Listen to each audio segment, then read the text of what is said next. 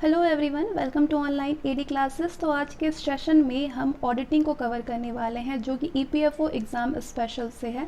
तो ये ऑडिटिंग जो चैप्टर है वो ईपीएफओ एग्ज़ाम के लिए बहुत ही ज़्यादा इंपॉर्टेंट चैप्टर है और इस वीडियो में मैं इसको कवर करने वाली हूँ। अगर कुछ टॉपिक इसमें अगर रह जाते हैं तो मैं उसको नेक्स्ट वीडियो में भी कंप्लीट कर दूँगी। तो आइए शुरू करते हैं। सबसे पहले तो जानते हैं ऑडिटिंग क्या होता है। ऑडिटिंग यानी लेखा परीक्षा करना, यानी अंकेशर। अंकेशर यानी अंकों का निरीक्षण करना। डिजिट इंस्पेक्शन यानी अंकेशर, अंकों का निरीक्षण करना। तो ऑडिटिंग होता क्या है, ऑडिटिंग क्यों ज़रूरी है? ऑडिटिंग किसी भी कंपनी या फिर संगठन का निरीक्षण का प्रक्रिया है, ठीक है। इंस्पेक्शन प्रोसीजर है जिसके आधार पर कंपनी के मुनाफे या फिर घाटे का आकलन लगाया जाता है, अनुमान लगाया जाता है, एस्टिमेट किया जाता है। इसका मतलब इसलिए हमको ऑडिटिंग जो है वो ज़रूरी होता है।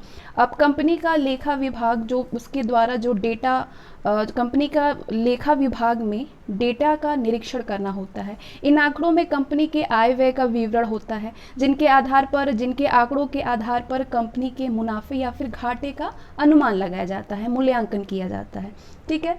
तो इसमें क्या डेफिनेशन दिया हुआ है, आइए देख लेते हैं ऑडिटिंग का।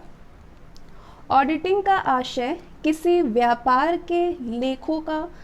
भी व्यापार के लेखों की गहन जांच करना होता है जिससे उनकी सत्यता का पता चले और नियम अनुकूलता का सही ज्ञान हो सके।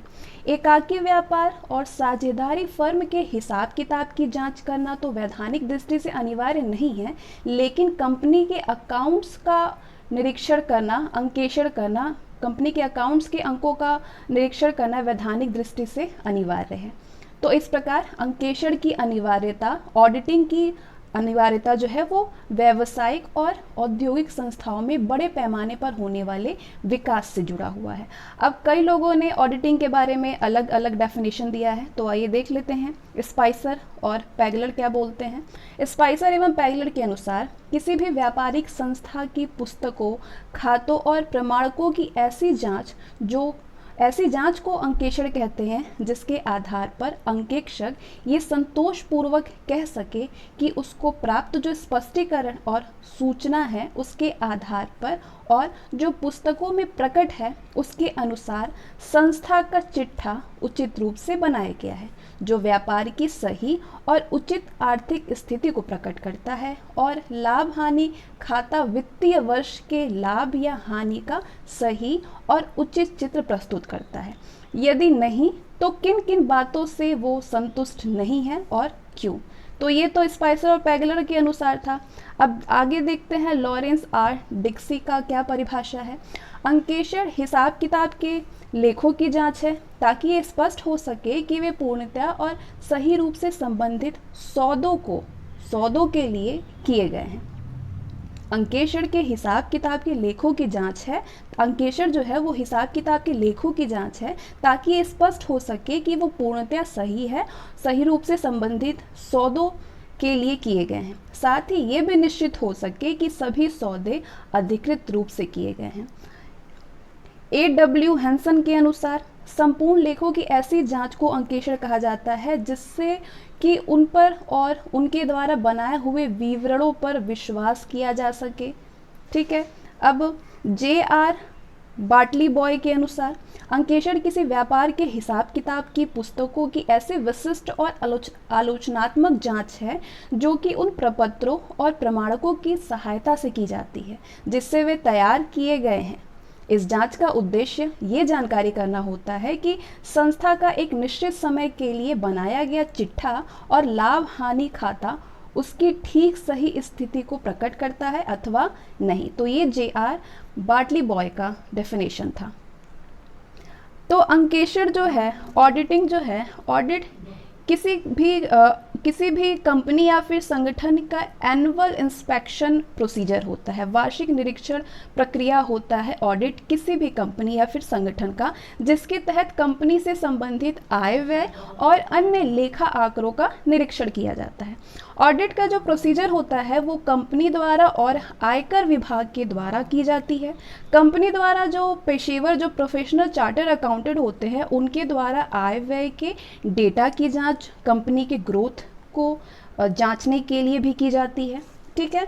तो अब अंकेक्षण का उद्देश्य क्या है? ऑडिटिंग का उद्देश्य क्या है? ऑडिटिंग के दो उद्देश्य हैं, मुख्य उद्देश्य और सहायक उद्देश्य। मुख्य उद्देश्य ये ज्ञात करना है कि व्यापारिक संस्था का लाभ हानि खाता सही और उचित लाभ हानि का और स्थिति विवरण का सही और उचित आर्थिक स्थिति प्रदर्शित करते हैं अथवा नहीं। मुख्य उद्देश्य, अंकेक्षण का मुख्य उद्देश्य ये पता करना होता है कि व्यापारिक संस्था का लाभ हानि खाता सही एवं उचित लाभ हानि का और स्थिति विवरण का सही एवं उचित आर्थिक स्थिति प्रदर्शित करते हैं अथवा नहीं। ये तो उसका मुख्य उद्देश्य है अंकेक्षण का। अब दूसरा सहायक उद्देश्य क्या है ऑडिटिंग का? लेखा परीक्षण के सहायक उद्देश्य में शामिल किया गया है, सहायक उद्देश्य में त्रुटियों का टूटना और उन पर रोक। त्रुटि जो है वो मानव धर्म है, ठीक है। तो पुस्तकालय और लेखापाल से लेखा पुस्तकों में त्रुटियों का होना स्वाभाविक है। यही कारण है कि वित्तीय विवरणों को सत्यापित करने से पहले त्रुटियों का पता लगाना अंकेक्षण का महान कर्तव्य होता है। अपनी गलतियों, विवरणों को सत्यापित करने से पहले ही गलतियों का पता लगाना ही ऑडिटिंग का ड्यूटी है। और एक अंकेक्षण नैतिक जांच और प्रमाणन के दौरान बड़ी ही आसानी से इनका पता लगा लेता है। तो त्रुटियां जो है एरर दो प्रकार की होती है। पहला तो तलपट द्वारा प्रकट ना होने वाली त्रुटियां और दूसरा तलपट द्वारा प्रकट कर देने वाली त्रुटियां। दो प्रकार की त्रुटियां हैं, दो प्रकार का एरर है। पहला तो तलपट द्वारा प्रकट ना होने वाली त्रुटियां और फिर तलपट द्वारा प्रकट कर देने वाली त्रुटियां। तो ध्यान रहे कि अंकेक्षण का कर्तव्य केवल पहली प्रकार की त्रुटियों का ढूंढना नहीं है, पहली प्रकार की त्रुटियों का ढूंढना है, ठीक है। जो पहला प्रकार है अंकेक्षण का कर्तव्य केवल पहली प्रकार की त्रुटियां ढूंढना है। दूसरे प्रकार की त्रुटियां से तलपट द्वारा प्रकट कर देने वाली जो त्रुटियां है, इससे उसका कोई भी संबंध नहीं है। इनका पता लगाने का कार्य तो व्यवसाय के लेखपाल का है, ठीक है। कपट की खोज और उस पर रोक। अशुद्धियां सामान्यतः अनजाने में हो जाती है, ठीक है। गलतियां मतलब अनजाने में ही हो जाती हैं, जबकि कपट जो है वो जानबूझकर धोखा देने के इरादे से किया जाता है। तो कपट कितने प्रकार के हैं? पहला कपट है रोकड़ का गबन। प्राप्त की गई रोकड़ या नकद धनराशि के लिखने में लोप करना अथवा उसे हड़प जाना। प्राप्त की गई रोकड़ की तुलना में कम धनराशि की प्रविष्टि करना है। भुगतान की धनराशि को वास्तविक से अधिक प्रदर्शित करना। काल्पनिक भुगतानों की धनराशि प्रदर्शित करना। तो इस प्रकार के कपटों को रोकने के लिए अंकेक्षण या लेखा परीक्षक को रोकड़ बही की विस्तृत जांच करनी चाहिए। किसकी जांच करना चाहिए? लेखा परीक्षक को रोकड़ बही की विस्तृत जांच करनी चाहिए। दूसरा माल का गबन, एक प्रकार का अशुद्धि है माल का गबन। माल के गबन की जांच करना काफ़ी कठिन होता है। खरीदारियों, बिक्रियों, स्टॉक इत्यादि के अभिलेखों के रख रखाव की उपयुक्त प्रणाली अपनाई जानी चाहिए। तीसरा खातों में कपट पूर्ण ढंग से गड़बड़ी करना। तीसरा कपट क्या है? खातों में कपट पूर्ण ढंग से गड़बड़ी करना। इस प्रकार का कपट उत्तरदायी व्यक्तियों जैसे कि डायरेक्टर, मैनेजर इत्यादि के द्वारा किया जाता है। खातों का कपट पूर्ण ढंग से गड़बड़ी कौन कौन करता है? डायरेक्टर के द्वारा होता है, मैनेजर के द्वारा होता है। तो कपट का उद्देश्य आयकर बचाना, प्रतिद्वंदियों को धोखा देना है। तो इस प्रकार कपट कितने प्रकार के हैं? पहला तो संपत्ति और दायित्वों का कम मूल्यांकन करना, ये एक प्रकार का कपट हो गया। अवक्षयण को कम या अधिक प्रदर्शित करना, काल्पनिक या झूठी प्राप्तियों तथा भुगतानों को प्रदर्शित करना, कुछ आयों और व्ययों को प्रदर्शित नहीं करना, ये क्या है? कपट है। अंकेक्षण के कितने प्रकार हैं? तो अंकेक्षण को दो भागों में बांटा गया है। पहला तो व्यवहारिक संस्था के संगठन के अनुसार और दूसरा व्यवहारिक दृष्टि के अनुसार। तो एक एक करके अंकेक्षण के इन दोनों प्रकारों को हम पढ़ेंगे। सबसे पहले व्यवहारिक संस्था के संगठन के अनुसार। व्यापारिक संस्था का ऐसा संगठन होगा जो कि व्यवहारिक संस्था के संगठन के अनुसार व्यापारिक संस्था का जैसा संगठन होगा वैसे ही उसकी हिसाब किताब रखने की प्रणाली होगी और संगठन के अनुसार ही उसका अंकेक्षण किया जाएगा। पहला वैधानिक अंकेक्षण। उन संस्थाओं में जिनमें किसी विधान के अनुसार सारा काम चलता है, अंकेशण भी उसी प्रकार उनके लिए अनिवार्य कर दिया गया है। अलग अलग अधिनियमों के आधार पर चलने वाली संस्थाओं के लिए विधान के अनुसार अंकेशण अनिवार्य है। इसे वैधानिक अंकेशण कहते हैं। ऐसे अंकेशण के 3 उदाहरण हो सकते हैं। पहला, कंपनियों का अंकेशण। भारत में 1930 के कंपनी अधिनियम के अनुसार सीमित दायित्व वाले कंपनियों के हिसाब किताब का अंकेशण अनिवार्य कर दिया गया है। भारत में 1913 के कंपनी अधिनियम के अनुसार सीमित दायित्व वाले कंपनियों के हिसाब किताब के अंकेशण को अनिवार्य कर दिया गया है।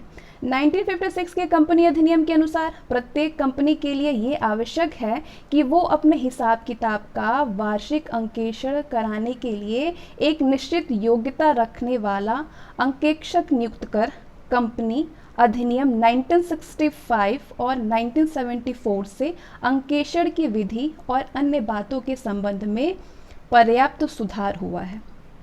ठीक है, 1956 के कंपनी अधिनियम के अनुसार प्रत्येक कंपनी के लिए यह आवश्यक कर दिया गया है कि अपने हिसाब किताब का एनुअल इंस्पेक्शन कराने के लिए एक निश्चित योग्यता वाले अंकेक्षक को नियुक्त करें। ठीक है, ऑडिटर को नियुक्त करके अपनी कंपनी यानी संशोधित करें। संशोधित अधिनियम 1965 और 1974 से अंकेशण की विधि और अन्य बातों के संबंध में पर्याप्त सुधार हुआ है। दूसरा, प्रन्यासों का अंकेशण। प्रायः प्रन्यास नाबालिगों, विधवाओं और असहाय व्यक्तियों के लिए बनाए जाते हैं जो इन प्रन्यासों के हिसाब किताब ना तो अच्छी तरह समझ सकते हैं और ना ही उसकी आलोचना और छानबीन ही कर सकते हैं। कुछ प्रन्यास अपना हिसाब किताब नहीं रखते हैं और ये यदि रखते भी हैं तो गलतियों और छल कपट से पूर्ण होते हैं। तीसरा, अन्य संस्थाओं के अंकेशण। सरकार ने कुछ अन्य अधिनियम भी बनाए हैं जिसके अनुसार कंपनी और प्रन्यास के अतिरिक्त अन्य सार्वजनिक संस्थाएं चलती हैं। बिजली, गैस कंपनियां अपने अपने अधिनियमों के आधार पर कार्य करती हैं। इन अधिनियमों के अंतर्गत इन संस्थाओं के लिए हिसाब किताब का अंकेशण अनिवार्य किया गया है। सार्वजनिक संस्थाओं का एक दूसरा वर्ग भी है जो कि अपने अपने विधान के अनुसार कार्य करता है, जैसे कि reserve bank, state bank, industrial finance corporation आदि। इस वर्ग की संस्थाओं के अधिनियमों में अंकेशण के अनिवार्य करने के साथ साथ अंकेक्षक के अधिकार, दायित्व और कर्तव्य भी निश्चित होते हैं। निजी अंकेशण। जिन संस्थाओं के हिसाब किताब के अंकेशण के रूप में किसी प्रकार का वैधानिक बंधन नहीं होता है, उनका अंकेशण निजी अंकेशण कहा जाता है।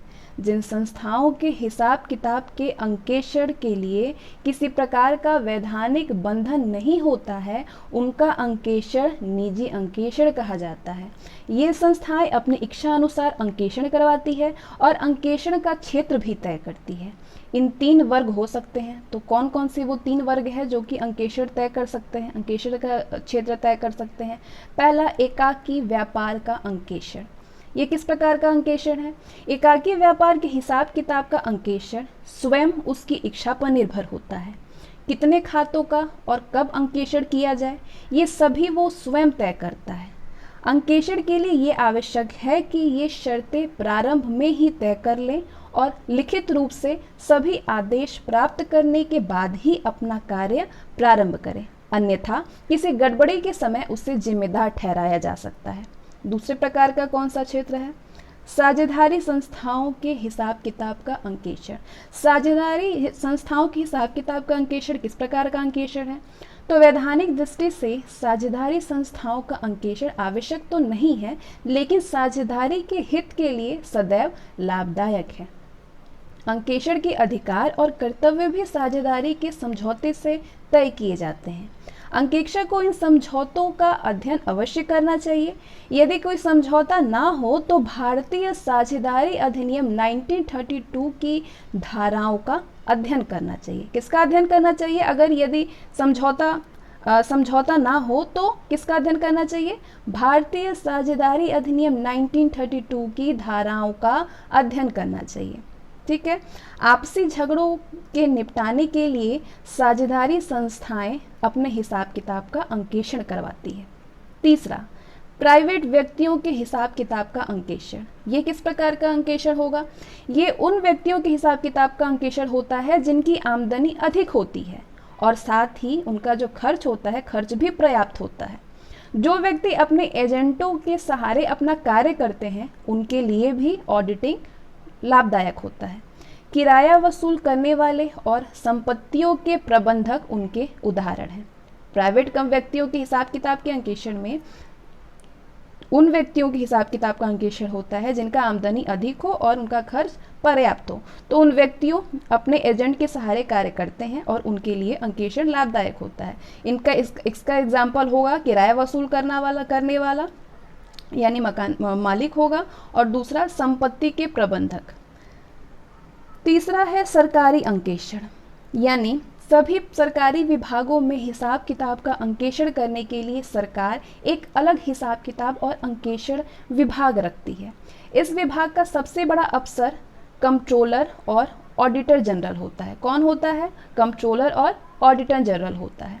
भारतीय संविधान के अनुच्छेद 148 के अंतर्गत राष्ट्रपति कंट्रोलर और ऑडिटर जनरल की नियुक्ति करता है। कंट्रोलर और ऑडिटर जनरल की नियुक्ति कौन करता है? राष्ट्रपति करता है। ये किस अनुच्छेद में दिया है? तो ये भारतीय संविधान के आर्टिकल 148 में दिया है। संविधान के आर्टिकल 140 के अनुसार ये अधिकार और कर्तव्य केंद्रीय सरकार, राज्य सरकार और अर्ध सरकारी संस्थाओं के हिसाब किताब के संबंध में पालन करते हैं। राज्यों में अलग से एक अंकेक्षण विभाग होता है। राज्यों में एक अलग अंकेक्षण विभाग होता है जो कि अर्ध सरकारी संस्थाओं का अंकेक्षण करता है। राज्य का जो अंकेक्षण विभाग होता है वो अर्ध सरकारी संस्थाओं का अंकेक्षण करता है। इन अंकेक्षकों का कर्तव्य और दायित्व किसी अधिनियम द्वारा निर्धारित नहीं होते हैं। जो ऑडिटर जनरल होता है उनका जो कर्तव्य और जो दायित्व होता है वो किसी भी अधिनियम द्वारा निर्धारित नहीं होता है। ये सार्वजनिक अंकेक्षणों की भांति योग्य भी नहीं होते हैं, तो ये किसी अन्य सार्वजनिक संस्था के अंकेक्षण नहीं हो सकते हैं। ये कर्मचारी पूरी तरह सरकारी विभागों के लिए ही होते हैं और विभागीय नियमों के आधार पर ही कार्य करते हैं। ठीक है। अब दूसरा प्रकार है आंतरिक अंकेक्षण। अंकेक्षण दो प्रकार के होते हैं। ठीक है। तो ये आंतरिक अंकेक्षण होता है। आंतरिक अंकेक्षण संस्था की आंतरिक व्यवस्था के आधार पर करवाया जाता है। आंतरिक अंकेक्षण संस्था के वेतन भोगी आंतरिक अंकेक्षकों के द्वारा किया जाता है। आंतरिक अंकेक्षण संस्था के आंतरिक जो ऑडिटिंग होती है वो संस्था के वेतन भोगी आंतरिक अंकेक्षकों के द्वारा किया जाता है। ये बाह्य व निष्पक्ष से भिन्न है। आंतरिक अंकेक्षण के कारण कर्मचारी सतर्क रहते हैं। चौथा आंतरिक अंकेक्षण। ठीक है। आंतरिक अंकेक्षण कुछ संस्थाओं का संगठन जो है इस प्रकार होता है कि वे अन्य कर्मचारियों की भांति अपने यहाँ अंकेक्षकों को भी नियुक्त करती है, ऑडिटर को भी नियुक्त करती है। ये ऑडिटर स्थायी होते हैं और अन्य कर्मचारी के भांति ही वेतन उनको मिलता है, सैलरी मिलती है। आंतरिक अंकेक्षण करने वाले कर्मचारी को सार्वजनिक अंकेक्षण नहीं कहते हैं। मामूली योग्यता वाले व्यक्ति जो उस संस्था से परिचित होते हैं वो इस कार्य को कर सकते हैं। इंटरनल ऑडिटिंग और इंडिपेंडेंट ऑडिटिंग में क्या फ़र्क है, क्या अंतर है दोनों में, आंतरिक अंकेक्षण और स्वतंत्र अंकेक्षण में? आंतरिक अंकेक्षण व्यापार में कर्मचारियों के द्वारा किया जाता है, जबकि स्वतंत्र अंकेक्षण स्वतंत्र व्यवसायिक अंकेक्षक के द्वारा किया जाता है, ऑडिटर के द्वारा किया जाता है। आंतरिक अंकेक्षण प्रमुखता प्रबंध की इच्छाओं और आवश्यकताओं की पूर्ति करना है, जबकि स्वतंत्र अंकेक्षण प्रत्यक्ष रूप से व्यापार के मालिक और अन्य व्यक्तियों के हितों की रक्षा करने के लिए किया जाता है। आंतरिक अंकेक्षण ये निर्धारित नीतियों और परियोजनाओं के लागू करने और उसमें सुधार करने के उद्देश्य से किया जाता है, जबकि स्वतंत्र अंकेक्षण वित्तीय खातों और आंकड़ों में विश्वास उत्पन्न करने की दृष्टि से स्वतंत्र अंकेक्षण किया जाता है। आंतरिक अंकेक्षण में संस्था के प्रचलित कार्यों के संदर्भ में प्रमुखतः अंकेक्षण कार्य किया जाता है, जबकि स्वतंत्र अंकेक्षण में व्यापार द्वारा तैयार किए गए वित्तीय विवरणों के संदर्भ में विशेष रूप से कार्य किया जाता है। आंतरिक अंकेक्षण का संबंध गबन के रोकने और पता चलाने से है, जबकि स्वतंत्र अंकेक्षण में अंकेक्षक का प्रमुख संबंध ये प्रमाणित करता है कि वार्षिक खाते रोकने और पता चलाने से अप्रत्यक्ष संबंधित है। यहाँ पे स्वतंत्र अंकेक्षण में अंकेक्षक ऑडिटर का प्रमुख संबंध ये प्रमाणित करता है कि वार्षिक खाते रोकने और पता चलाने से अप्रत्यक्षता संबंधित है। आंतरिक अंकेक्षक लेखपाल से स्वतंत्र होता है लेकिन प्रबंधन से स्वतंत्र नहीं होता है। आंतरिक इंटरनल ऑडिटर लेखपाल से स्वतंत्र होता है लेकिन प्रबंध से स्वतंत्र नहीं होता है। लेकिन स्वतंत्र अंकेक्षण में इंडिपेंडेंस ऑडिटिंग में जो ऑडिटर होता है वो प्रबंध की ओर से स्वतंत्र होता है। तो ये दोनों में डिफरेंस था आंतरिक अंकेक्षण और स्वतंत्र अंकेक्षण में। अब आंतरिक अंकेक्षण बोला किसको जाता है? एक संस्था का हिसाब किताब समय समय पर वेतन प्राप्त कर्मचारियों द्वारा की गई जांच को आंतरिक अंकेक्षण कहते हैं। आंतरिक अंकेक्षण का क्षेत्र कुछ भिन्न होता है। इसका प्रबंधकीय कार्यों से अधिक संबंध है, इतना अधिक हिसाब किताब के कार्यों से नहीं है। आंतरिक अंकेक्षण में कितनी जांच करनी होगी ये सब व्यापारिक संख्या के आकार और स्वभाव पर निर्भर होगा। संस्था का प्रहरी होने के नाते वो ये देख सकता है कि किस सीमा तक संस्था के नियमों का पालन या फिर उल्लंघन किया जा रहा है। यही नहीं, वो संस्था के अधिकारियों को नियमों में सुधार करने के संबंध में सुझाव आदि भी देकर के संस्था के कार्य में प्रगतिशीलता ला सकता है। आंतरिक अंकेक्षक की योग्यता क्या होनी चाहिए? इंटरनल ऑडिटर के पास क्या योग्यता होनी चाहिए? आंतरिक अंकेक्षक एक योग्य और कुशल व्यक्ति होना चाहिए। उसका संस्था के संबंध में विशिष्ट दायित्व है जिसे उसे निभाना है। उसमें हिसाब किताब संबंधी कुशलता होने के साथ साथ उसे व्यवहार कुशल और अनुभवी व्यक्ति होना चाहिए। पर्याप्त स्टाफ की सहायता। आंतरिक अंकेक्षक को योग्य कर्मचारी मिलने चाहिए। जहाँ ये आवश्यक है कि उसे पर्याप्त कर्मचारी अपने कार्य के लिए मिले, वहाँ ये भी महत्वपूर्ण है कि ये सभी प्रकार के कर्मचारी अंकेक्षण कार्य में योग्य और निपुण हो। बड़े बड़े व्यवसाय आंतरिक अंकेक्षण के महत्व को भली भांति जानते हैं और इसी कारण आंतरिक अंकेक्षण और उसके स्टाफ को अच्छा वेतन और सुविधाएं देते हैं। अंकुश में कमी और स्वतंत्रता। अंकुश में कमी तथा स्वतंत्रता। अन्य कर्मचारियों की भांति आंतरिक अंकेक्षक को अधिक अकुशल में रखना उसकी स्वतंत्रता को छीनना है। कोई भी अंकेक्षण स्वतंत्रता के बिना नहीं हो सकता है। कोई भी अंकेक्षण, कोई भी ऑडिटिंग स्वतंत्रता के बिना नहीं हो सकता है। उसका अपना कार्य करने, योजना बनाने, रिपोर्ट देने और नियम उपनियम आदि के संबंध में सुझाव देने में पर्याप्त स्वतंत्रता मिलनी चाहिए। व्यवहारिक दृष्टि से अंकेक्षण का वर्गीकरण। इस वर्ग के अंतर्गत वे सभी प्रकार के अंकेक्षण आ जाते हैं जो कि व्यवहार में संस्थाओं द्वारा करवाए जाते हैं। चालू अंकेक्षण। लगातार होने वाले अंकेक्षण केवल उन संस्थाओं के लिए हितकर होता है जिनका काम बहुत बड़ा होता है। इसी कारण सप्ताह, पखवाड़े या फिर महीने के अंतर से अंकेक्षक के द्वारा हिसाब किताब की जांच की जाती है। इसका आशय ये नहीं है कि अंकेक्षक वर्ष के बीच में जब भी आता है तभी अपनी रिपोर्ट देता है। रिपोर्ट तो वर्ष के लास्ट में ही पूरे वर्ष के खाते जांचने के बाद दी जाती है। चालू अंकेक्षण प्रायः उन व्यापारिक संस्थाओं में उपयोगी होता है जिनमें कि वर्ष के समाप्त होते ही तुरंत लाभ हानि खाते और चिट्ठे की आवश्यकता होती है। जैसे कि बैंकों में लेन देन इतने अधिक होते हैं कि इसकी जांच समय समय पर करवाने आवश्यक होता है। आंतरिक निरीक्षण की व्यवस्था संतोषजनक नहीं होती है। अंतिम खाते मासिक या तिमाही बनाए जाते हैं और बिक्री इतनी अधिक होती है कि इसकी गहन जांच आवश्यक होती है। चालू अंकेक्षण के क्या लाभ हैं?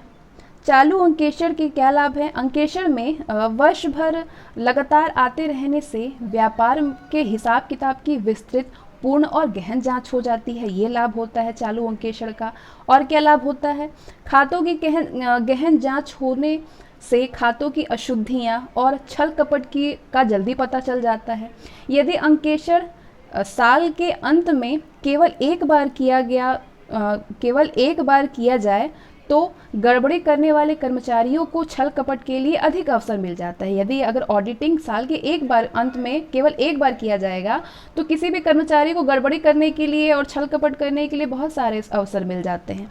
साथ ही अंतिम अंकेक्षण भी शीघ्र समाप्त हो जाता है और साल के अंत में हिसाब किताब बंद करके शीघ्रता से अंतिम खाते तैयार हो सकते हैं। अंकेक्षक के लगातार आने से कर्मचारी बड़े सतर्क हो जाते हैं और अपने काम को अच्छे तरीके से शुद्ध रखने का प्रयत्न करते हैं, पूरी तरीके से शुद्ध रखने का प्रयत्न करते हैं।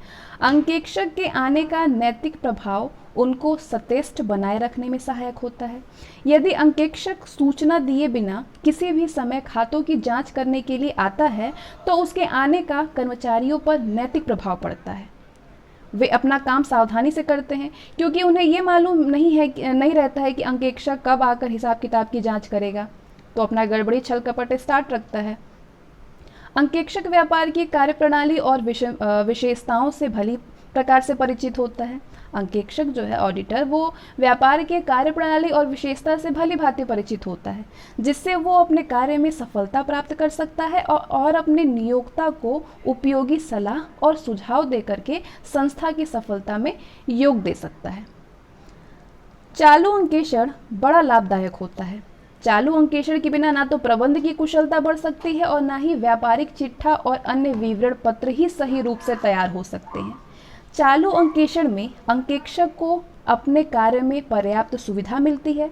वो अपना कार्य भली प्रकार से आयोजित कर सकता है और हर कार्य को सुविधापूर्वक कर सकता है। चूँकि अंकेक्षक वर्ष भर अंकेक्षण कार्य करता है तो उससे व्यवसाय की तकनीकी बातों की जानकारी हो जाती है, जिसके कारण वो अपने नियोक्ता को महत्वपूर्ण सुझाव दे सकता है। पुस्तकों का साथ साथ अंकेक्षण होने पर अंतिम खाते शीघ्र तैयार करने में सुविधा रहती है। अंकेक्षण के बराबर आने से व्यापार के कार्य में बाधा आती है। कभी कभी उसका लगातार आना भी संस्था के अधिकारियों के लिए असुविधाजनक और हानिकारक सिद्ध होता है।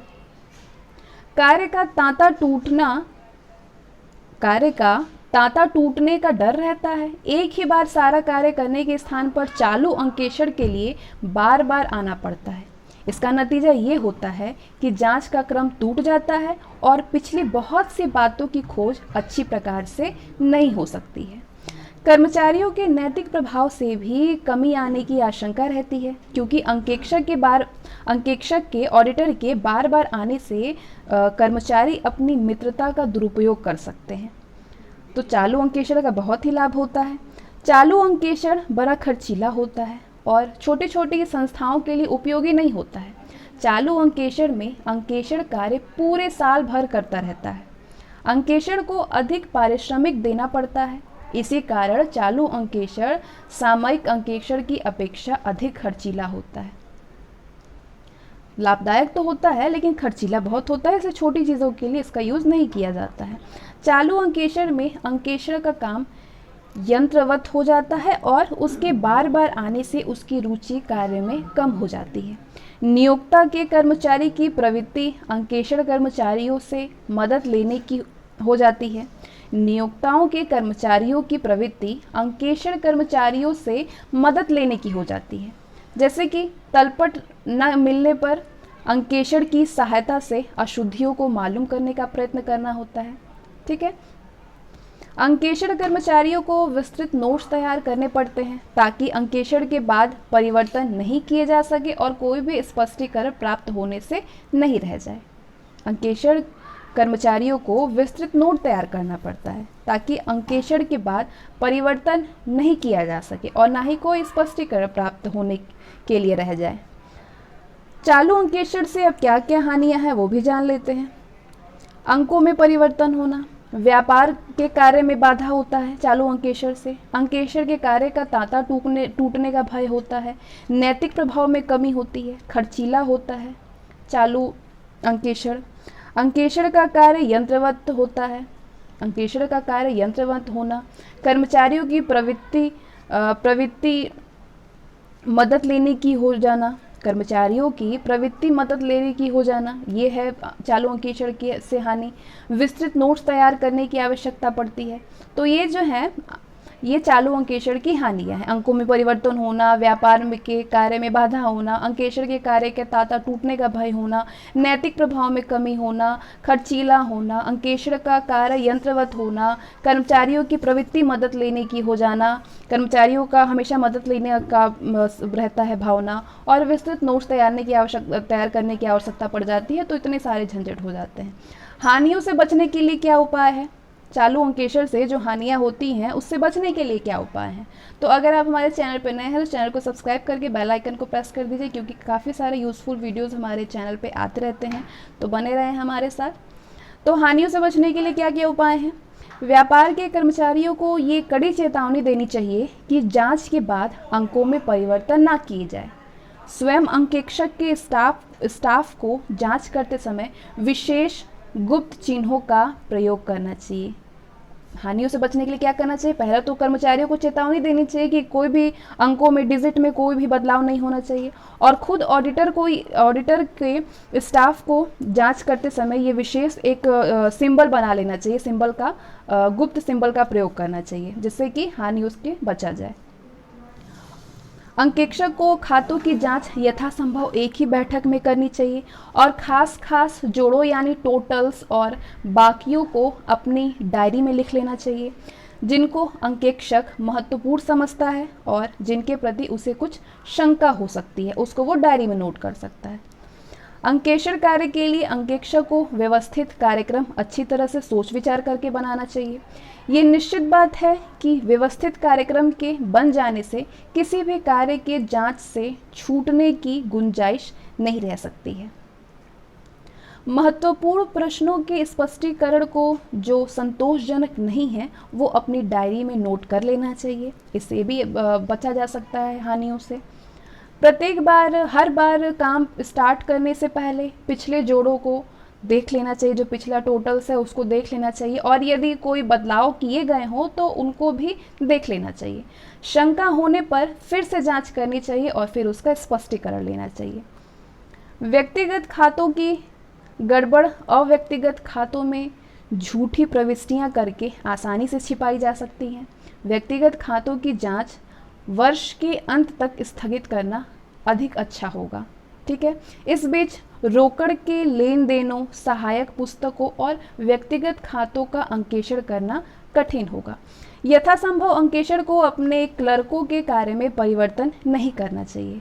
इससे काम में असुविधाओं और अवगुणों की संभावना कम हो जाती है।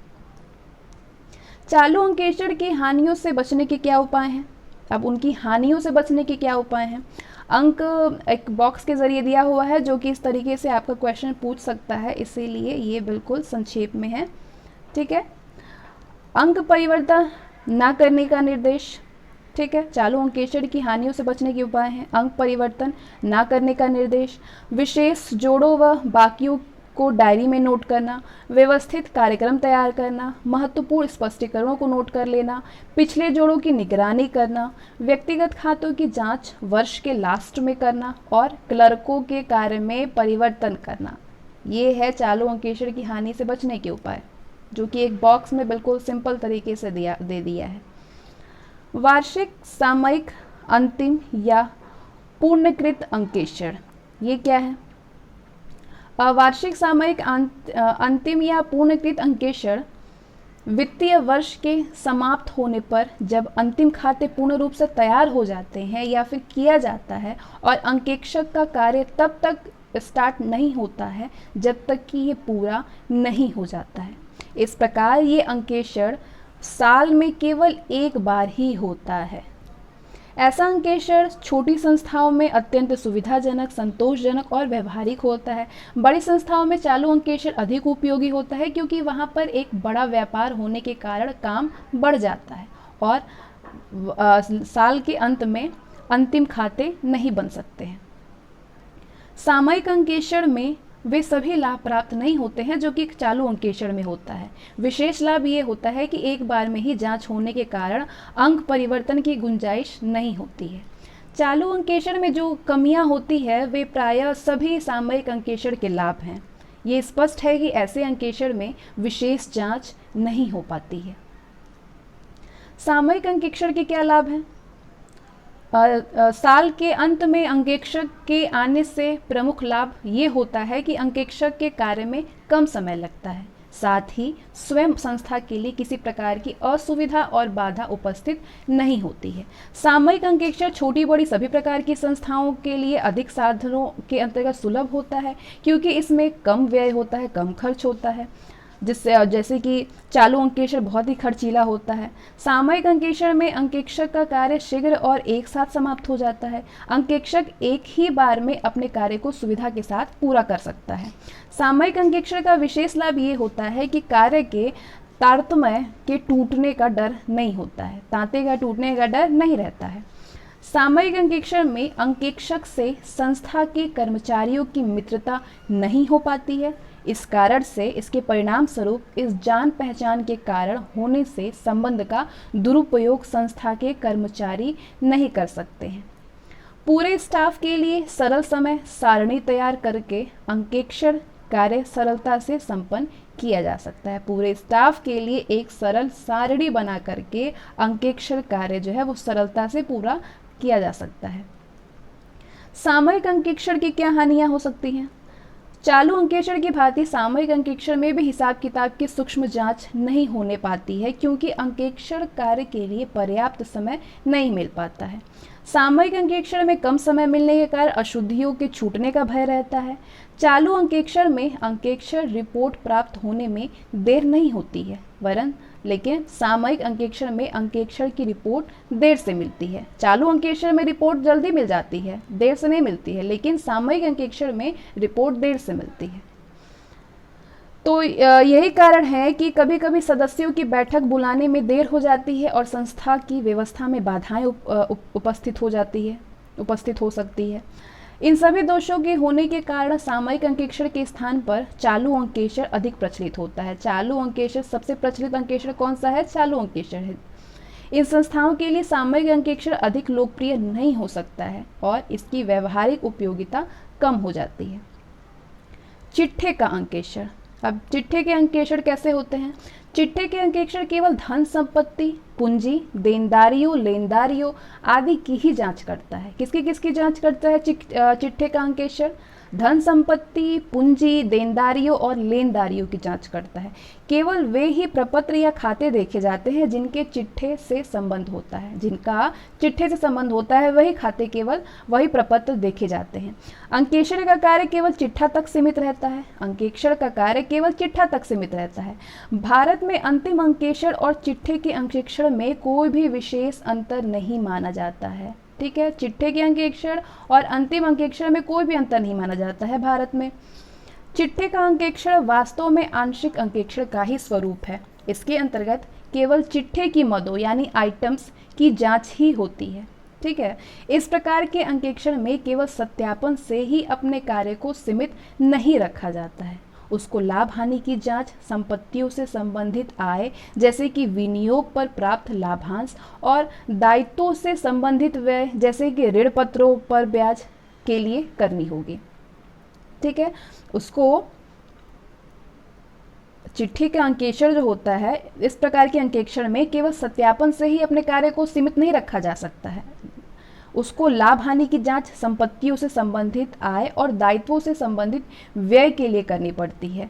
संपत्तियों से संबंधित आय में जैसे कि विनियोग पर प्राप्त जो लाभांश होता है और संपत्ति व्यय जैसे कि ऋण पत्रों पर ब्याज होता है, उसके लिए करना होता है। आगे बात करेंगे रोकड़ अंकेक्षर कैसा अंकेक्षर है। यदि कोई संस्था अपने एक विशेष अवधि के लिए रोकड़ के लेन देनों की जाँच करने के लिए एक अंकेक्षक की नियुक्ति करती है तो वो रोकड़ का अंकेक्षर कहलाता है। यदि कोई संस्था अपने विशेष अवधि के लिए रोकड़ के लेन देनों की जांच करने के लिए अगर किसी ऑडिटर को वो अपॉइंट करता है तो उसको बोलते हैं रोकड़ का अंकेक्षर। इसके अंतर्गत वो आवश्यक प्रमाणों की सहायता से केवल आय और व्यय के नकदी लेन देन का ही अंकेक्षर करता है। ठीक है, सिर्फ आय व्यय की नकदी लेन देन का अंकेक्षर करता है रोकड़ अंकेक्षर। लागत अंकेक्षर किस प्रकार का अंकेक्षर है? लागत लेखों का अंकेक्षर कुछ विशेष परिस्थितियों में किया जाता है। कंपनी अधिनियम 1956 की धारा 233 अ के अनुसार उत्पादन, रूपांतर, निर्माण या खान खोदने के कार्य में संलग्न कंपनियों के लागत लेखों का अंकेक्षण केंद्रीय सरकार के आदेश द्वारा किया जाता है। ठीक है, कंपनी अधिनियम 1956 की धारा 233 अ के अनुसार उत्पादन, रूपांतर, निर्माण या खान खोदने के कार्य में संलग्न कंपनियों के लागत लेखों का अंकेक्षण केंद्र सरकार के आदेश द्वारा किया जाता है। अब पूर्ण अंकेक्षण क्या है? जब अंकेक्षक किसी एक संस्था के प्रत्येक लेन देन, जोड़, बाकी, पुस्तक, प्रविष्टि और खाते की जांच, प्रत्येक आवश्यक प्रमाण पत्र, प्रश्न विधेय, लेख या पत्र व्यवहार की सहायता से करता है तो ऐसे अंकेक्षण पूर्ण अंकेक्षण कहलाते हैं। जैसे कि इसमें जांच से कोई भी बात नहीं छूटती है, इसमें जांच से, पूर्ण अंकेक्षण की जांच से कोई भी बात नहीं छूटती है। लेकिन पूर्ण अंकेक्षण एक बड़ी संस्था में संभव नहीं है और ना ही व्यवहारिक ही है।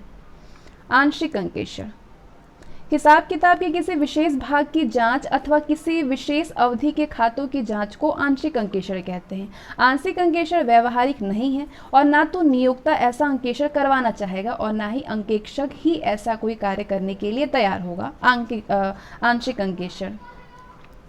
आगे बात करेंगे विस्तृत अंकेक्षण के बारे में। ये पूर्ण अंकेक्षण से कुछ भिन्न होता है। पूर्ण अंकेक्षण में जहां सभी खातों और लेन देनों की पूरी जांच होती है, वहां पर विस्तृत अंकेक्षण में गहन जांच की जाती है, लेकिन पूर्ण जांच नहीं होती है विस्तृत अंकेक्षण में। पूर्ण मित्र अंकेक्षण सब प्रकार के पूर्ण किया जाता है। पूर्ण मित्र अंकेक्षण सब प्रकार से पूर्ण किया जाता है, लेकिन विस्तृत अंकेक्षण का क्षेत्र सीमित होता है। विस्तृत जांच के लिए चुने हुए व्यवहारों की परीक्षण जांच की जाती है।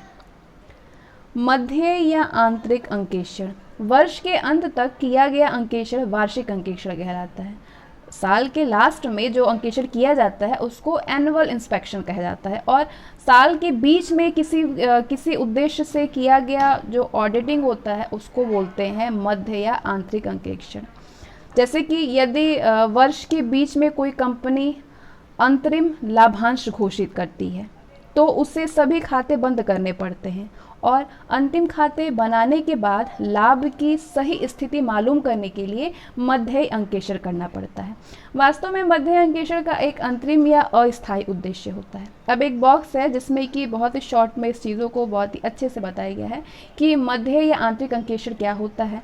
अंतरिम उद्देश्य होना, ये मध्य और आंतरिक अंकेक्षण है।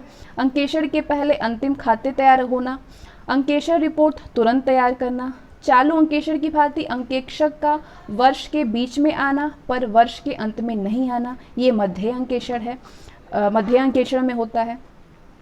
1 जनवरी से 6 महीने के बाद, 1 जनवरी के 6 महीने बाद 30 जून को खाते तैयार अंकेक्षण होना, ये 31 दिसंबर को वर्ष समाप्ति। यानी 1 जनवरी के 6 महीने बाद 30 जून को खाते तैयार करना, अंकेक्षण होना और 31 दिसंबर को वर्ष समाप्ति होना। मध्य अंकेक्षण से अंतिम अंकेक्षण का कार्य सुलभ हो जाता है और साल के अंतिम खातों के बनाने में भी सहायता मिलती है। अब इसके बाद प्रबंध अंकेक्षण क्या है? कुछ विद्वानों ने निपुणता अंकेक्षण और प्रबंध अंकेक्षण को पर्यायवाची बताया है कि निपुणता अंकेक्षण और प्रबंध अंकेक्षण एक ही होता है। फिर भी ये कहा जा सकता है कि प्रबंध अंकेक्षण किसी व्यवसाय के प्रबंधन के कार्यकलाप की जांच करने की विधि है। किसकी विधि है? किसी व्यवसाय के प्रबंध के कार्यकलाप की जांच करने की विधि प्रबंधक अंकेक्षण है। इस कार्यकलाप के विभिन्न क्षेत्र होते हैं। कौन कौन से क्षेत्र होते हैं? उत्पादन, विपणन, वित्त, क्रय व विक्रय, कर्मचारी सेवा, अनुसंधान और विकास। इसके बावजूद प्रबंधन अंकेक्षण की परिभाषा अन्य प्रगतिशील व आधुनिक परिभाषाओं के साथ ही विचार की जानी चाहिए। प्रबंधन अंकेक्षण के विषय में और दृष्टिकोण में पर्याप्त भिन्नताएं हैं। पहले प्रबंधन अंकेक्षण की व्यवस्था का आशय आंतरिक अंकेक्षण समझा जाता था, जो कि इस अंकेक्षण में पर्याप्त रूप से सहायक होता था। इस प्रकार प्रबंधक अंकेक्षण व आंतरिक अंकेक्षण एक दूसरे के पर्यायवाची समझे गए हैं। प्रबंधक के कार्यकलाप का मूल्यांकन ही प्रबंधक अंकेक्षण कहलाता है। प्रबंध के कार्यकलाप का अनुमान लगाना ही प्रबंध अंकेक्षण कहलाता है, चाहे वो कार्यकलाप वित्त व्यवस्था से संबंधित हो या फिर अन्य कार्यों से संबंधित हो। प्रबंधक अंकेक्षक को प्रबंधन की सर्वांगीण भूमिका की जांच करनी होती है और ये रिपोर्ट देनी पड़ती है कि पहले पूर्व निर्धारित लक्ष्य और उद्देश्य प्राप्त कर लिए हैं अथवा नहीं। प्रबंधक अंकेक्षण एक ऐच्छिक व्यवस्था होती है। ठीक है, प्रबंधक अंकेक्षण एक ऐच्छिक व्यवस्था होती है। आगे बात करते हैं चालू अंकेक्षण और सामयिक अंकेक्षण में क्या अंतर है। चालू अंकेक्षण वर्ष भर चलता रहता है, लेकिन सामयिक अंकेक्षण निश्चित समय या फिर अवधि के पश्चात होता है, अवधि के बाद होता है, जैसे कि पूरे वित्तीय वर्ष में। ठीक है, चालू अंकेक्षण में अंकेक्षण से पहले अंतिम खाते नहीं बनते हैं, लेकिन सामयिक अंकेक्षण में वित्तीय वर्ष समाप्त होने पर और अंतिम खाते बनने के बाद ही कराया जाता है। चालू अंकेक्षण में अंकेक्षण के पहले अंतिम खाते नहीं बनते हैं, लेकिन सामयिक अंकेक्षण में बन जाते हैं। चालू अंकेक्षण बड़ी बड़ी व्यापारिक संस्थाओं के लिए जहाँ पे लेन देन होते हैं, और सामयिक अंकेक्षण छोटी छोटी संख्याओं के लिए उपयोगी होते हैं। चालू अंकेक्षण बड़ी बड़ी व्यापारिक संस्थाओं के लिए होती है, जबकि सामयिक अंकेक्षण छोटी छोटी संस्थाओं के लिए उपयोगी होता है। चालू अंकेक्षण में इसके पूरे साल चलते रहने के कारण अंकेक्षण विस्तृत जांच करने का अवसर प्राप्त कर सकता है, लेकिन सामयिक अंकेक्षण में केवल परीक्षण जांच के माध्यम से ही अंकेक्षण संभव हो सकता है। चालू अंकेक्षण में संस्था के कर्मचारियों के अधिक सतर्क हो जाने की संभावना रहती है। चालू अंकेक्षण में संस्था के जो कर्मचारी होते हैं उनके अधिक सतर्क होने की संभावना रहती है, लेकिन जो कि सामयिक अंकेक्षण में ऐसा नहीं हो सकता है। चालू अंकेक्षण में अधिक व्यय होता है, जबकि सामयिक अंकेक्षण में अंकेक्षण नहीं होता है। चालू अंकेक्षण और सामयिक अंकेक्षण में तो अंतर आप जान गए। अब हम जानेंगे चालू अंकेक्षण और मध्य अंकेक्षण में क्या अंतर है। चालू अंकेक्षण में अंकेक्षण का कार्य पूरे साल भर अंकेक्षण की सुविधा के अनुसार चलता रहता है, जबकि मध्य अंकेक्षण में अंकेक्षण का कार्य एक निश्चित तारीख तक ही चल करके पूरा हो जाता है। ठीक है, चालू अंकेक्षण में संपत्तियों और दायित्वों का सत्यापन अंत में चिट्ठा तैयार हो जाने के बाद किया जाता है, लेकिन मध्य अंकेक्षण में संपत्तियों और दायित्वों का सत्यापन तभी होता है जबकि मध्य अंकेक्षण का किया जाता है। मध्य अंकेक्षण में प्रायः संपूर्ण खातों को पूर्णतः बंद कर देने के बाद ही जांच की जाती है, क्योंकि इसका विशेष उद्देश्य होता है, जबकि आंतरिक अंकेक्षण हिसाब किताब रखने के साथ चलता रहता है। आंतरिक अंकेक्षण हिसाब किताब लिखने के साथ चलता रहता है। मध्य अंकेक्षण में अंकेक्षण का कार्य एक निश्चित तारीख तक चलने के बाद पूरा हो जाता है, लेकिन आंतरिक अंकेक्षण संस्था के जीवन काल में निरंतर चालू रहता है। मध्य अंकेक्षण में अंकेक्षक अपनी रिपोर्ट प्रस्तुत करता है, लेकिन आंतरिक अंकेक्षण में रिपोर्ट देने का प्रश्न ही नहीं उठता है, इसमें कोई रिपोर्ट ही नहीं आती है। अंकेक्षण की प्रविधियां क्या हैं? अंकेक्षण की प्रविधि प्रत्येक लेन देन की सत्यता और पूर्णता प्रमाणित करने का एक परंपरागत प्रविधि का भाग है। सत्यता और पूर्णता प्रमाणित करने के लिए कुछ अंकेक्षण प्रविधियां हो सकती हैं। तो वो कौन कौन सी प्रविधियां हो सकती हैं जो कि सत्यता और पूर्णता प्रमाणित करती है? पहला तो विधि है भौतिक सत्यापन, भौतिक गणना, परीक्षण जांच करना, नैतिक जांच, मूल प्रपत्रों और संलेखों की जांच, पूछताछ, प्रमाणन, गहन जांच, संबंधित सूचना से मद का सह संबंध स्थापित करना और पुष्टिकरण। इतनी प्रविधियां हो सकती हैं। आधुनिक प्रविधियों में विशेष रूप से आंतरिक नियंत्रण की पद्धति का प्रमापीकरण, कार्यकलाप की छानबीन, संपत्तियों व दायित्वों का सत्यापन जिससे कि इनका सही और उचित प्रस्तुतिकरण हो सके आदि अब अधिक प्रचलित है। अंकेक्षण छल कपट को पता लगाने और रोकने के लिए विशेष रूप से उपयोगी है। ऑडिटिंग छल कपट का पता लगाने के लिए ज़रूरी है, उपयोगी है, और ये विचारधारा व्यापक रूप से स्वीकार नहीं की जा सकती है। कि नहीं, ये विचारधारा व्यापक रूप से स्वीकार नहीं की जाती, अपितु अब इस दृष्टिकोण को अधिक मान्यता मिल रही है कि अंकेक्षण के द्वारा किसी संस्था के कार्यकलापों का सत्य और सही प्रस्तुतिकरण किया जा सके और कुशल व्यापार पद्धतियों के परिपालन कराने और बनाए रखने में ये विशेष रूप से उपयोगी बन सके। अंकेक्षण संबंधी विशेष तथ्य आगे हम देख लेते हैं। अंकेक्षण संबंधी कुछ विशेष बातें। अंकेक्षण के पहले अंकेक्षक को तैयार करनी चाहिए। ऑडिटिंग से पहले ऑडिटर को तैयार करना चाहिए। ये एक महत्वपूर्ण प्रश्न है। उसे किसी व्यापारिक संस्था का हिसाब किताब जांचने में कितना समय लगेगा, ये सब चीज़ देखना चाहिए। पहले अंकेक्षक को तैयार कर लेना चाहिए कि वो पहले तो उसको व्यापारिक संस्था का हिसाब किताब जांचने में कितना समय लगेगा, इसकी देखरेख करनी चाहिए। ये अंकेक्षक की शिक्षा, अनुभव और ज्ञान पर निर्भर होगा। इसके अतिरिक्त प्रत्येक अंकेक्षक को अपना कार्य स्टार्ट करने से पहले कुछ तैयारियाँ भी अवश्य करनी चाहिए। ठीक है, तो कैसे अंकेक्षक को तैयार होना चाहिए अंकेक्षण करने से पहले? कार्य करने से क्षेत्र तय करना। सबसे पहले अंकेक्षक को स्पष्ट रूप से देखना होगा कि उसे कितना कार्य करना है। कार्य की सीमा अंकेक्षक और उनके नियोक्ता के बीच हुए समझौते अथवा उसके नियुक्ति पत्र के शर्तों पर निर्भर होगा। यदि ऑडिटर को किसी कंपनी की जांच करनी है तो वो पूर्णतः कंपनी अधिनियम के आधार पर कार्य करना पड़ेगा और इसलिए समझौते का प्रश्न ही नहीं उठता है। ठीक है, ऑडिटर को किसी भी कंपनी की जांच करने के लिए उसे पूरी तरह से कंपनी के अधिनियम के आधार पर ही कार्य करना पड़ता है, इसलिए समझौते का कोई प्रश्न ही नहीं उठता है। लेकिन अन्य निजी संस्थाओं के विषय में नियोक्ता ये स्वयं तय करना है कि अंकेक्षक को कितने हिसाब किताब का अंकेक्षण करना है। कार्य के क्षेत्र की जानकारी के लिए अंकेक्षक को अपनी नियुक्ति के समय सभी बातों का, जैसे अंकेक्षण का उद्देश्य, कार्य की सीमा इत्यादि विषय की पूर्ण जानकारी नियोक्ता से कर लेना जरूरी होता है। यदि उसके कार्य पर कोई सीमाएं हैं तो उनके बारे में जानकारी प्राप्त करनी चाहिए। इन सभी सूचनाओं और आदेशों को अपनी डायरी में भली भांति नोट कर लेना चाहिए। और क्या करना चाहिए? अंकेक्षक किस प्रकार तैयार रहना चाहिए? संस्था के विषय में जानकारी होना चाहिए ऑडिटर के पास। कार्य का क्षेत्र और उद्देश्य समझ लेने के बाद अंकेक्षक को जिस संस्था का अंकेक्षण करना है उसके विषय में पूरी तरह से जानकारी रखनी चाहिए। इस संबंध में उससे कुछ बातों का ज्ञान प्राप्त करना आवश्यक है जिसके अनुसार संस्था का कार्य चलता रहे। नियमावली पहले तो जिसके अनुसार की संस्था का कार्य चलता रहे, जैसे कि कंपनी के लिए पार्षद सीमा नियम और अंतर नियम और साझेदारी संस्था के लिए साझेदारी संलेख आदि। इन आधार स्वरूप नियमों का अध्ययन करने से वो संस्था की प्रणाली से पूर्ण परिचित हो सकता है। हिसाब किताब रखने की पद्धति कैसी है और ये भी देखना चाहिए। हिसाब किताब रखने की पद्धति कैसी है ये भी उसको देखना चाहिए।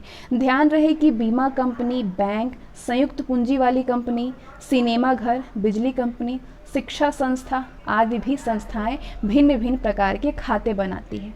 तो अंकेक्षक की संस्था के स्वभाव से परिचित होना चाहिए जिससे वो उसी प्रकार लेखा प्रणाली की उपयुक्तता के बारे में निश्चित और संतुष्ट हो सके। आंतरिक निरीक्षण वो व्यवस्था है जिसके आधार पर एक संस्था के कार्य बंटवारा उसके कर्मचारियों के बीच में इस प्रकार से किया जाता है कि कार्य करने के साथ साथ जांच भी होना ज़रूरी है। यदि कार्य के बंटवारे में कोई दोष हो तो संस्था के हिसाब किताब में अशुद्धियां और छल कपट होने की संभावना है। तो अंकेक्षण को ये देखना चाहिए कि आंतरिक निरीक्षण की पद्धति संतोषजनक है या फिर नहीं। यदि नहीं है तो उन कमियों को ध्यान में रख करके उसे अपने कार्य की सीमा तय करनी चाहिए।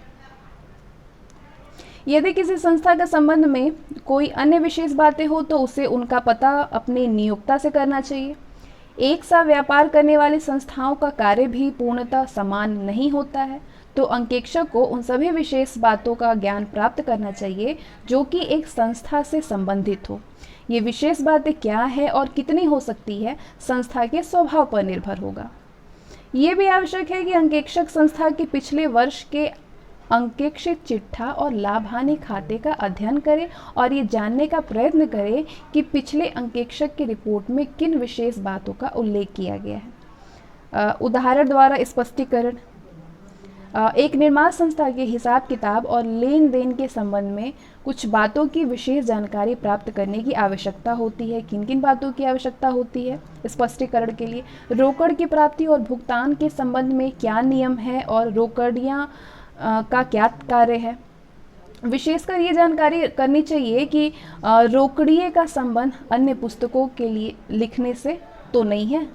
रोकड़ की प्राप्ति और भुगतान के संबंध में क्या नियम है, ये सारे चीज़, और रोकड़ियाँ का क्या कार्य है। विशेषकर ये जानकारी रखना चाहिए कि रोकड़िए का संबंध अन्य पुस्तकों के लिखने से तो नहीं है। मजदूरी तालिका तैयार करने और मजदूरी का भुगतान करने की क्या व्यवस्था है? बीजक और अन्य विवरण पत्रों की जांच की क्या व्यवस्था है?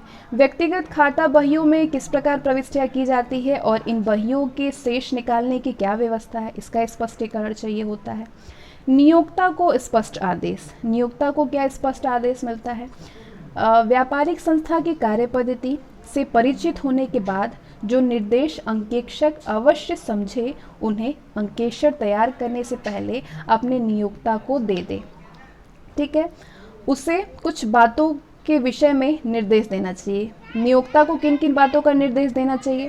पहला तो पुस्तकों के जोड़ किए गए और तलपट व अंतिम खाते तैयार किए जाएं, सभी प्रमाणक क्रम के अनुसार रखे जाएं, देनदारों व लेनदारों की सूची तैयार की जाए, अप्राप्त व संदिग्ध ऋणों की सूची बना ली जाए, अदत्त व्ययों, पेशगी व्ययों और अर्जित आय की सूची तैयार की जाए, स्टॉक की सूची बनाई जाए और इसके मूल्यांकन करने का ढंग भी बताया जाए, विनियोगों की सूची बनाया जाए और इसमें उनका लागत मूल्य व बाजार मूल्य भी लिखा जाए, विभिन्न शाखाओं, प्रतिनिधियों और अन्य संबंधित संस्थाओं के लेन देनों से संबंधित वापस माल की प्रामाणिक सूचियां भी बनाई जाए, स्थायी पूंजीगत व्यय का पूर्ण विवरण तैयार किया जाए और स्थगित आय व्यय की सूची बनाई जाए। सारे निर्देश देना चाहिए नियोक्ता को। अंकेक्षक की तैयारी कैसी होनी चाहिए? ऑडिटर की तैयारी कैसी होना चाहिए? जब अंकेक्षक को अपने कार्य क्षेत्र का स्पष्ट ज्ञान हो जाता है तो वो अपने कार्य की वास्तविक तैयार करता है। तो ये तैयारी, इस तैयारी के अंग क्या क्या होंगे? पहला तो कार्य का विवरण। अंकेक्षक को अपने अधीन कर्मचारियों को उनकी योग्यता, अनुभव और शिक्षा के अनुसार कार्य बांटना चाहिए। ठीक है, अंकेक्षक को अपने अधीन कर्मचारियों को उनकी योग्यता और उनके अनुभव और उनकी शिक्षा के अनुसार उनका काम जो है वो बांट देना चाहिए, वो जिसके लिए योग्य हैं। ठीक है, इन कर्मचारियों में दो तरह के व्यक्ति होते हैं, सीनियर और जूनियर। जूनियर कर्मचारियों को सीनियर कर्मचारी और सीनियर को स्वयं अंकेक्षक के अधीन कार्य करना चाहिए, जूनियर कर्मचारियों को सीनियर कर्मचारियों के अधीन, जबकि सीनियर कर्मचारियों को सीनियर को स्वयं अपने अंकेक्षक के अधीन कार्य करना चाहिए। सीनियर कर्मचारियों के साथ जूनियर कर्मचारियों का पूर्ण सहयोग उसके कार्य की सफलता की कुंजी है। सहायक पुस्तकों के लेखों का प्रमाणकों से मिलना, खाता बही में खातियाने की जांच, जोड़ों और बाकियों की जांच और खाता बही की बाकियों की तलपट से मिलान इत्यादि कार्य जो है वो जूनियर कर्मचारियों को दे देना चाहिए। कौन कौन से कार्य जूनियर कर्मचारियों को दे देना चाहिए? सहायक पुस्तक के लेखों का प्रमाणकों से मिलना, खाता बही में खातियों की जांच, जोड़ों और बाकियों की जांच, खाता बही की बाकियों की तलपट से मिलान, ये सारे काम जो है वो जूनियर कर्मचारी को दे देना चाहिए। और इसके उल्टा अदत्त व्ययों की जांच, हरास की रकम के आयोजन का ढंग, अप्राप्य संदिग्ध ऋणों के लिए की गई व्यवस्था, रोकड़ बही की जांच, संपत्तियों और देनदारियों का मूल्यांकन, ये सारे कार्य सीनियर कर्मचारियों को सौंप देना चाहिए। ध्यान रहे कि जांच सफलता कार्य के वितरण पर काफ़ी हद तक निर्भर है। निश्चय ही अंतिम उत्तरदायी अंकेक्षक का ही है। अंकेक्षक को ही अंतिम रिपोर्ट देनी है और उस पर अपने हस्ताक्षर देने हैं। तो जांच की ये प्रारंभिक तैयारी बहुत ही ज़्यादा इम्पॉर्टेंट होती है। अंकेक्षण कार्यक्रम और क्या कैसे तैयार होना चाहिए अंकेक्षक को? अंकेक्षण कार्यक्रम, अंकेक्षण के कार्य विवरण की एक योजना के रूप में लिखना ही अंकेक्षण कार्यक्रम है। अंकेक्षण कार्यक्रम क्या है? अंकेक्षण के कार्य विवरण की एक योजना के रूप में लिखना ही अंकेक्षण कार्यक्रम है। ये कार्यक्रम 3 प्रश्नों को ध्यान में रखते हुए बनाया जाता है। पहला, कितना कार्य है, किसके द्वारा है और कितने समय में होगा। इन 3 चीज़ों का 3 प्रश्न उनके दिमाग में रहनी चाहिए। अंकेक्षक को ये जानकारी रहती है कि उसे कितना कार्य करना है, कितने कर्मचारी उनके पास है और कितने समय में वे उनके सहयोग से कार्य पूरा कर सकता है। किसी विशेष अंकेक्षण के संबंध में अंकेक्षक और उसके स्टाफ द्वारा ही कार्य किया जाता है। उसकी सही और विस्तृत अग्रलिखित योजना को ही अंकेक्षण कार्यक्रम कहते हैं। अंकेक्षण के कार्य का उद्देश्य एक निश्चित रूपरेखा तैयार करना है, जिससे कि अंकेक्षक पूर्व नियोजित ढंग से अपना कार्य यथासंभव निर्धारित समय पर पूरा कर सके। इस कार्यक्रम में लिखित कार्य के सामने कुछ स्थान जोड़ दिया जाता है, जिसमें कि हर एक क्लर्क जो है वो अपना निश्चित काम पूरा करने की तारीख लिख करके हस्ताक्षर कर देता है। अंकेक्षण कार्यक्रम के बनाने में क्या क्या सावधानी होनी चाहिए, क्या क्या सावधानियां बरतनी चाहिए ऑडिटिंग प्रोग्राम बनाने में। अंकेक्षण कार्यक्रम के बनाने में एक निश्चित उद्देश्य होता है। कार्य के स्वभाव के अनुसार ये कार्य तैयार किया जाता है, फिर भी इसके बनाने में कुछ सावधानियां बरतनी चाहिए। क्या क्या बरतनी चाहिए? कार्य की योजना बहुत कुछ निश्चित होनी चाहिए। कार्य की जो योजना होनी चाहिए वो निश्चित होनी चाहिए। अंकेक्षण कार्य को ठीक प्रकार से समाप्त करने की ये रूपरेखा स्पष्टतया तैयार की जानी चाहिए। अंकेक्षक स्वयं ये जानता है कि किस प्रकार जांच का कार्य उसके स्टाफ के द्वारा निर्धारित समय में पूरा हो सकता है। कार्य का विभाजन करें, कार्य को बांट दें। ठीक है, कार्य का विभाजन कार्य के विभिन्न पहलुओं को ध्यान में रख करके इस प्रकार करना चाहिए कि जिससे कि जांच का कार्य सफलतापूर्वक पूरा हो सके। अंकेक्षण कार्यक्रम लोचदार होना चाहिए ताकि परिस्थितियों के अनुरूप उसमें परिवर्तन करने में किसी भी प्रकार की कठिनाई ना हो। अंकेक्षक कार्य का विभाजन विभिन्न विभागों में कार्य क्षेत्र के अनुसार करते हैं, जिससे कि कार्य की प्रगति का ज्ञान समय समय पर होता रहता है। ये अच्छे कार्यक्रम की विशेषता है। अंकेक्षण कार्यक्रम में अंकेक्षण करने वाले कर्मचारियों के हस्ताक्षर करने का तारीख डालने के लिए स्थान रहना चाहिए। ठीक है, अंकेक्षण कार्यक्रम में अंकेक्षण करने वाले जो कर्मचारी होते हैं उसका साइन करना और उसकी तारीख डालने के लिए एक स्थान रख देना चाहिए। इससे कार्य का दायित्व सौंपने में सुविधा रहती है। अंकेक्षण कार्यक्रम लिखित रूप से तैयार किया जाना चाहिए। कार्यक्रम तैयार करते समय सदस्य के कार्य व दायित्व का स्पष्ट निर्धारण किया जाना चाहिए। अंकेक्षण कार्यक्रम में क्या क्या बातें हैं और कितने कर्मचारियों में कार्य बांटना है, ये सब भिन्न भिन्न परिस्थितियों पर निर्भर होगा। इसका एक सामान्य नमूना आपको दिखाते हैं नीचे। अंकेक्षण कार्यक्रम के क्या लाभ हैं। इसे देखने से अंकेक्षण के कर्मचारियों को ये निश्चित रूप से ज्ञात हो जाता है कि उनमें से प्रत्येक की क्या जिम्मेदारी है। इस प्रकार कार्य का बंटवारा हर एक की योग्यता के अनुसार हो जाता है। इसकी सहायता से अंकेक्षक सही प्रकार के कार्य की प्रगति का अनुमान लगा सकता है। कार्यक्रम में सभी आवश्यक विषयों का उल्लेख रहता है और जांच में उनके छूटने का भय नहीं रहता है। कार्यक्रम से कर्मचारियों की कार्यकुशलता बढ़ जाती है और कार्य में असावधानी और अशुद्धियां की संभावना नहीं रहती है। कार्यक्रम से एक लाभ ये है कि यदि कोई कर्मचारी छुट्टी पर चला गया है या काम छोड़ दे तो कार्य की प्रगति का ज्ञान सरलता से हो सकता है। इससे प्रधान अंकेक्षक को कार्य व्यवस्था करने में सहायता भी मिलती है। अंकेक्षण कार्य में एक रूपता आ जाती है क्योंकि भविष्य में अंकेक्षण के लिए भी इस कार्यक्रम का प्रयोग किया जा सकता है। भविष्य में अशुद्धियों या फिर कपट का पता लगाने पर अंकेक्षक संबंधी अंकेक्षण कर्मचारी को उत्तरदायी ठहरा सकता है, क्योंकि प्रत्येक अंकेक्षण कर्मचारी अपने द्वारा किए गए कार्य के लिए अंकेक्षण कार्यक्रम में संक्षिप्त हस्ताक्षर करता है। मुख्य अंकेक्षक को अंकेक्षण रिपोर्ट तैयार करते समय अंकेक्षण कार्यक्रम से काफ़ी सहायता मिलती है। अंकेक्षण कार्यक्रम से क्या हानियां हैं, इसको हम नेक्स्ट वीडियो में डिस्कस करेंगे और आगे बहुत सारे टॉपिक जो हैं बहुत ही इंपॉर्टेंट हैं, उसको हम नेक्स्ट वीडियो में कवर करेंगे। तो बने रहे हमारे साथ, मिलते हैं अगली वीडियो में। चैनल पर नए हैं तो चैनल को सब्सक्राइब करें, वीडियो को लाइक करें, शेयर करें।